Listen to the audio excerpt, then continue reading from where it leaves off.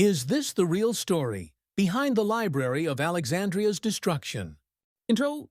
What if I told you that everything you think you know about the destruction of the Library of Alexandria is basically wrong? When you hear that name, you probably picture one thing: a fire. A single, catastrophic inferno that wiped out the greatest collection of knowledge in the ancient world. It's a tragedy that supposedly threw humanity into a dark age. We imagine priceless scrolls from Aristotle, Plato, and Homer turning to ash. It's a simple story with a clear villain. But like most simple stories from history, it's mostly a myth.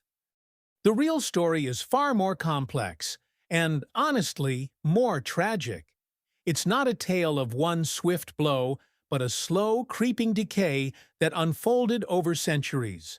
It's a warning about how easily knowledge can fade into legend. Not with a bang, but with a whimper. To get to the truth, we need to forget the single fire and uncover a story of neglect, politics, and gradual decline that spanned generations. Section 1. The Rise of a Legend. Before we get to the end, we have to understand what the Library of Alexandria really was. Founded in the 3rd century BCE by the Ptolemaic dynasty in Egypt, this wasn't just a library as we think of it. It was the heart of a massive research institute called the Mouseion, or Seat of the Muses, a revolutionary hub for scholars, scientists, and thinkers. The Ptolemaic kings were aggressive in their quest for knowledge, funding 100 or more scholars to live and work there full-time. We don't know exactly how many scrolls it held, but estimates range from 40,000 to 400,000 at its peak. This place was a vibrant intellectual ecosystem. It's where Eratosthenes calculated the circumference of the Earth with stunning accuracy. It's where Hero of Alexandria invented the first steam engine. And it's where Zenodotus of Ephesus worked to create the first standardized texts of Homer's epics. The library's ambition was breathtaking: to collect all the world's knowledge. Legend says they would even search ships docking in the harbor, confiscate any books, and give the owners copies while keeping the originals. As the collection swelled, a daughter library was even built at the nearby Serapeum Temple. For centuries, Alexandria was the undisputed capital of knowledge, all thanks to its great library. This is the institution we all mourn, but the story of its end began long before the imaginary flames. Section 2. The Unraveling Begins. A Death by 1,000 Cuts. The library's decline wasn't an event. It was a process. Today, most scholars agree that it was a slow decay.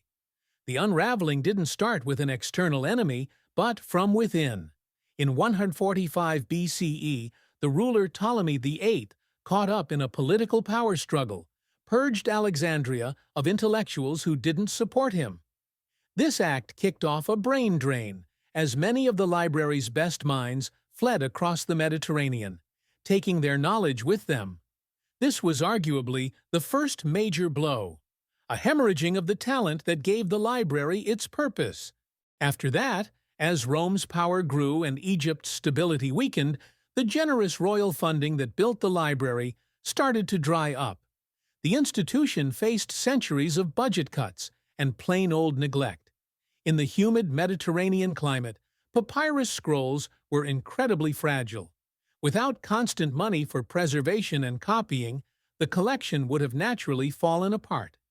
This quiet decay is far less dramatic than a great fire, but it was just as destructive. The library's influence began to fade, not because of one act of barbarism, but because of shifting politics and a loss of support. Part 1. The First Blow, Caesar's Fire. This brings us to our first and most famous suspect, Julius Caesar. The story, told by ancient writers like Plutarch, goes that in 48 BCE, while besieged in Alexandria, Caesar ordered his men to burn the Egyptian fleet. The fire then supposedly spread from the docks and destroyed the great library. For centuries, This was seen as the moment the library was lost. Modern historians, however, have a very different take. While a fire definitely happened, how far it spread is up for debate. Caesar himself wrote about torching the ships, but conveniently forgot to mention burning down the world's most famous library. The Roman historian Cassius Dio later wrote that what burned were storehouses of books near the docks, not the main library itself. It's likely these were warehouses holding scrolls waiting to be cataloged or intended for export. But here's the biggest piece of evidence that the main library survived. Prominent scholars like the geographer Strabo mentioned visiting and working at the Mouseion in Alexandria around 20 BCE, nearly 30 years after Caesar's fire. While the fire was a serious blow that may have destroyed tens of thousands of scrolls, it wasn't the knockout punch. The library as an institution endured. It was the first major physical wound, but it was far from the last. Part 2. Later destructive events. The library's slow decline continued over the next few centuries. Alexandria was a city that saw a lot of conflict. Between 270 and 275 CE, it was the scene of an invasion and a Roman counterattack that left parts of the city in ruins, including the royal district where the main library was located. Many historians believe that whatever was left of the original Great Library was probably destroyed during this period of brutal urban warfare. By then, its membership had already fizzled out by the 260s CE, and it was no longer the intellectual powerhouse it had once been. But what about the daughter library in the Serapeum Temple? This collection seems to have survived the earlier conflicts and remained a hub for pagan philosophers. This brings us to our second major suspect, Christian mobs. In 391 CE, the Roman Emperor Theodosius III, a zealous Christian, issued decrees that authorized the destruction of pagan temples. Taking advantage of this, the Bishop of Alexandria, a fiery man named Theophilus, led a mob to the Serapeum. Contemporary accounts describe the temple being torn down and razed to the ground, with a church built on its ruins as a symbol of Christian triumph. While this is often cited as the Christian destruction of the library, the story is more complicated. Ancient writers who describe the temple's demolition don't actually put much emphasis on the burning of books. The destruction of the Serapeum was a huge cultural loss, and definitely marked the end of its collection.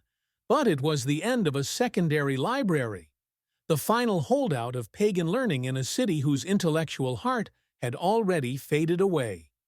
CTA? We're pulling apart a myth that has stood for nearly 2,000 years. If you're finding this dive into what really happened fascinating, do us a favor and hit those subscribe and like buttons. It helps us keep unraveling the complex truths behind history's greatest legends. Section 3. Debunking the final suspect. That brings us to our final and perhaps most stubborn myth, the story of the Arab conquest. The tale, which first shows up centuries after the event, is incredibly dramatic. It claims that when Caliph Omar conquered Alexandria in 642 CE, he was asked what to do with the library. He supposedly replied, "If these writings agree with the Book of God, they are useless. If they disagree, they are pernicious and ought to be destroyed." The scrolls were then allegedly used as fuel for the city's 4,000 bathhouses, taking 6 months to burn.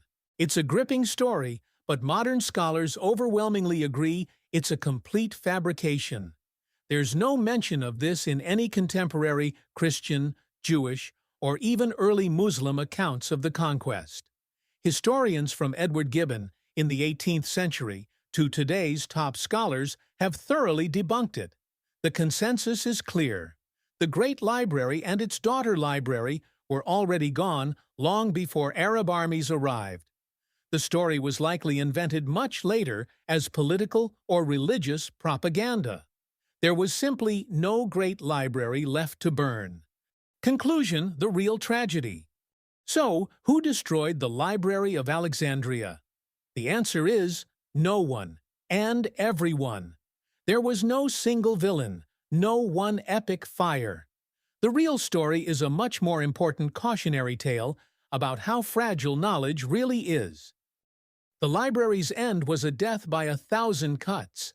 It was the slow burn of budget cuts and political neglect. It was the purging of its scholars, the violence of civil wars, the damage from multiple smaller fires, and the religious zealotry that destroyed its final remnants. The real tragedy isn't a dramatic blaze, but the quiet, creeping reality of a society that stopped valuing knowledge. It's the story of how a culture can, over centuries, let its greatest institutions crumble to dust. The legend of the Great Fire persists, because it's a simple story that gives us a single event to blame. But the less dramatic truth is far more profound. It shows us that knowledge isn't just lost in a single moment of destruction. It's lost when we stop caring, when we stop funding, and when we stop protecting the institutions that preserve it. The legacy of Alexandria is a warning that echoes through time. Knowledge is precious, but its survival is never guaranteed. It requires constant effort, or it will simply fade away.